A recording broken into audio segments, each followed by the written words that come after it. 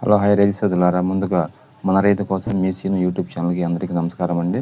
2025-26 సంవత్సరంలో రైతులు ఆనందంగా ఉత్సాహంగా ఉన్నారండి. మనం ఎటు చూసినా పైరు పచ్చదనంతో కళకళలాడుతూ ఉందండి.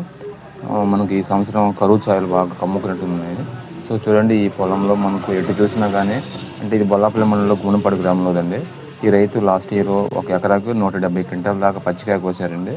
తర్వాత పండుకాయ కూడా కొద్దిగా కోసారు. ఈ సంవత్సరం మనకు అలాంటి పొలంలో ఎటు చూసినా కానీ ఎట్లాంటి బీడు బారిపోయి ఉన్నాయండి.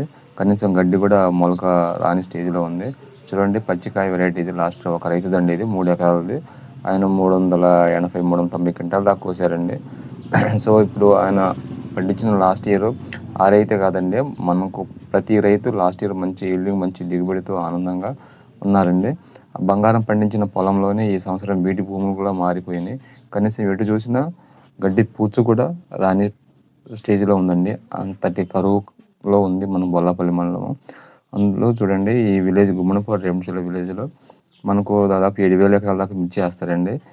ఈ 2 విలేజ్లోనే మనకు బ్యాడిగి వెరైటీ బాగా ఎక్కువ వేస్తారు. సో మనకు ఈ లాస్ట్ ఇయర్ వచ్చేసి ఒక ఎకరాకు వచ్చేసి వాళ్ళకి 30-35 క్వింటాలు వచ్చినాయండి. ఇది వచ్చేసి 2026-27 అండి ప్రస్తుతానికి. చూడండి, మనకు ఈ 7,000 ఎకరాల్లో ఎటు చూసినా కానీ మొత్తం బీటి భూములేనండి. స్టార్టింగ్ నుంచి కొండల దాకా చూడండి, ఎటు చూసినా కానీ మొత్తం కనీసం ఒక గడ్డి పీసు కూడా లేదండి. ఎక్కడ చూసినా పత్రహెట్టం చూద్దాం, పచ్చదనం అనేది ఎక్కడా లేదు. అంతా బీడి భూములుగా మారిపోయినాయి. ఇదే కండిషన్ అయితే ఈ సంవత్సరానికి పూర్తిగా 0 స్టేజ్ ఉందండి. రైతులు ఏం చేయాలో ఏం చెప్పలేని స్టేజ్లో ఉన్నారండి.